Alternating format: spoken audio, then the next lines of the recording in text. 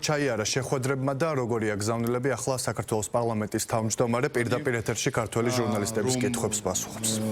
შუად ერეფანეროს რომ გადაწყვეტი მნიშვნელობა აქვს ჩვენი ქვეყნის კეთილდღეობისთვის და ზოგადად რეგიონისთვის, მე მგონი ამ დღეებში ბევრმა გააცნობიერა მას შემდეგაც რუკას დახედა და აღმოაჩინა ფრენების გადამისამართება საით მოხდა. ეს ყველაფერი აჩვენებს იმას, რომ მშვიდობას და მშვიდობიან განვითარებას აქვს პერსპექტივა, ხოლო სადაც არის ომი, სადაც არის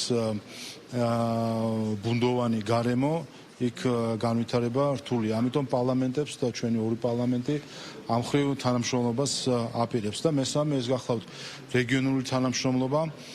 ჩვენ 2 წლის წინ დავაინიციირეთ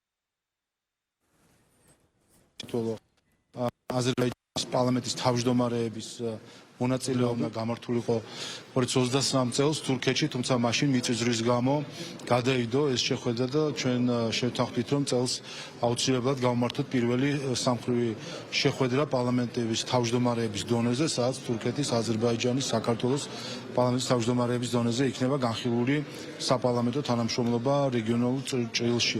გარდა ამისა, რა თქმა უნდა, ორმხრივი თანამშრომლობა კომიტეტებს შორის ჩვენ სულ ცოტა ხანში უმასპინძლებთ თურქეთის პარლამენტის დელეგაციას, შემოდგომაზე დაგეგმილი არის საქართველოს პარლამენტის თავდაცვის და უსაფრთხოების კომიტეტის ვიზიტი თურქეთში, ასე რომ ეს ურთიერთობები, რომელიც მათ შორის ორ პარლამენტს შორის თანამშრომლობის მემორანდუმს ფუძნება, კიდევ უფრო გამყარდება.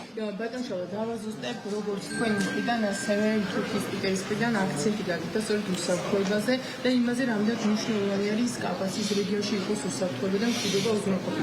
ითქვა, რომ ხედვები გაიცვალა ამ მიმართულებით და პოზიციები უფრო მეტად რომ ვთქვათ ამ მიმართულებით შეხვედრის ეტაპთან დაკავშირებით. ეს ბოლო 3 წელია და ყველაზე გვიან 2022 წლის თებერვლიდან ფაქტია, რომ ის უსაფრთხოების არქიტექტურა, რომელიც ჩამოყალიბებული იყო, იმ უსაფრთხოების არქიტექტურამ ვერ იმუშავა.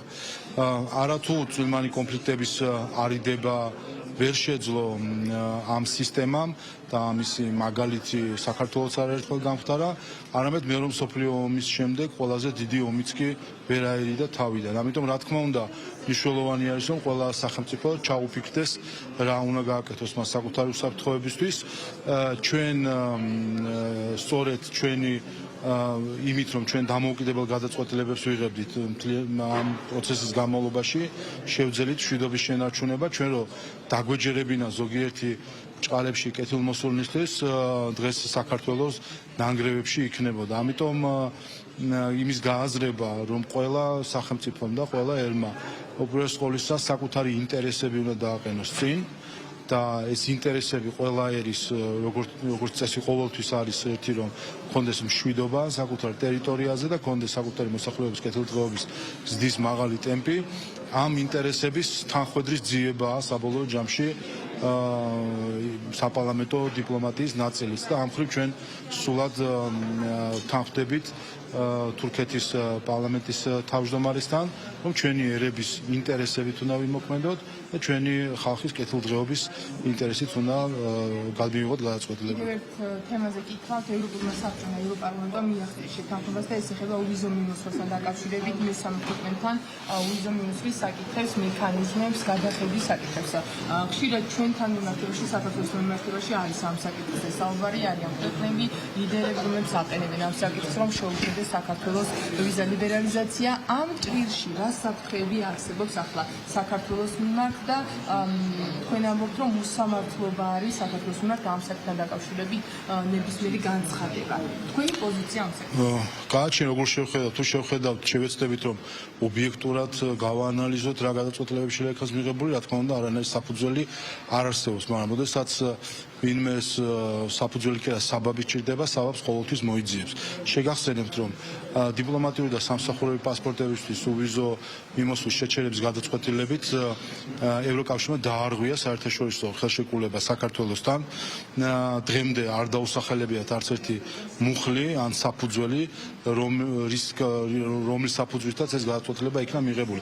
ჩვეულებრივად ბრიუსელმა დაარღვია საერთაშორისო ხელშეკრულება, რაც რა თქმა უნდა არის არასათანადო ქცევა ორგანიზაციის.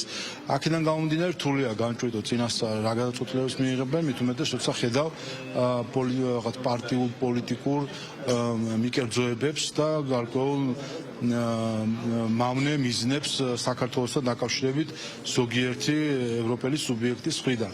კიდევ ერთხელ არანაირი საფუძველი არ არსებობს რაც შეეხება თვითნებობას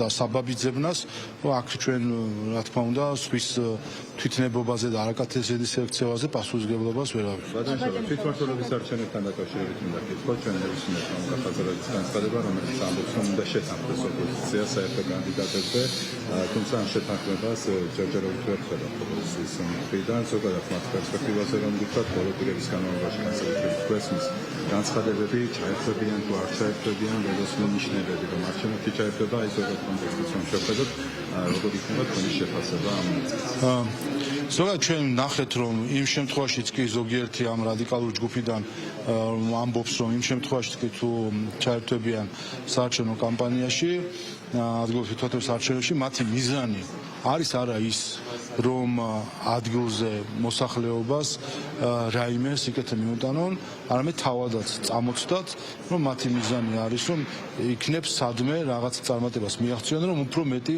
კრიზისი შექმნა.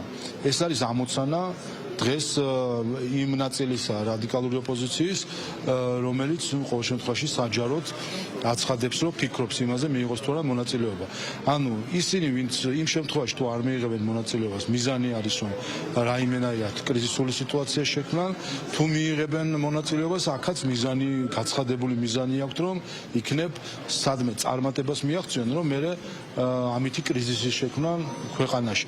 როდესაც ასე მავნებლობენ და საბოტაჟს უცხადებენ საკუთარ ქვეყანას, იქ სადაც ცხოვრობენ მათი ნათესავები, მათი ახლობლები, მათი გარემოცვა, ის ხალხი და საზოგადოება, სადაც ისინი გაიზარდნენ, რა თქმა უნდა, აქ სხვა ახსნა გარდა იმისა, რომ არიან გარედან მითითებები, შემსრულებები არ არსებობს. ამიტომ ჩვენ ერთ-ერთი ამის უნდა დავაკვირდეთ რა დაკვეთები მოდის და ამის მიხედვით გავშიფროთ ხოლმე მათი ნასაუბრები. იმიტომ ეს არ არის მათი გონის და ტოპ-ტვინის, ასე ვთქვათ, ნახარში და შედეგი, ეს არის გარედან მიღებული დავალების შედეგი.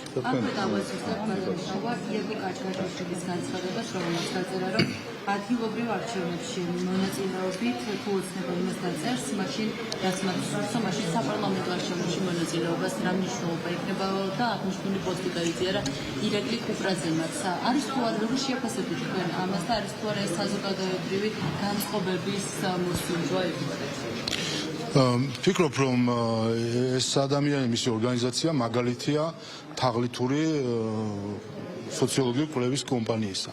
პირდაპირ აცხადებს რომ აქვს პოლიტიკური დღის წესრიგი, აქვს პოლიტიკური მიზანი, მათ შორის აცხადებს თავის მხრიდან როგორ უნდა მოხდეს ამ საკითხის PR ტექნოლოგიური, ასე ვთქვათ, უზრუნველყოფა და რაიმე შემდეგ კონდეს პრეტენზია, რაიმე ობიექტურ კვლევას ატარებს, ეს არის უბრალოდ უტიფარი თაღლითობა, ჩვეულებრივი თაღლითობაც არ არის უტიფარი თაღლითობა. ასე რომ არ მგონია რაიმე ფასი კონდეს ადამიანს, რომელსაც აქვს ჩვეულებრივად პოლიტიკური დღის წესრიგი და ამ პოლიტიკურ დღის წესრიგს არგებს არითმეტიკას და რიცხვებს. თქვენ ახლა პირდაპირ ეთერში საქართველოს პარლამენტის თავმჯდომარეს უსმენთ, რომელმაც ჟურნალისტების კითხვებს უპასუხა და თურქეთში ვიზიტი შეაჯამა.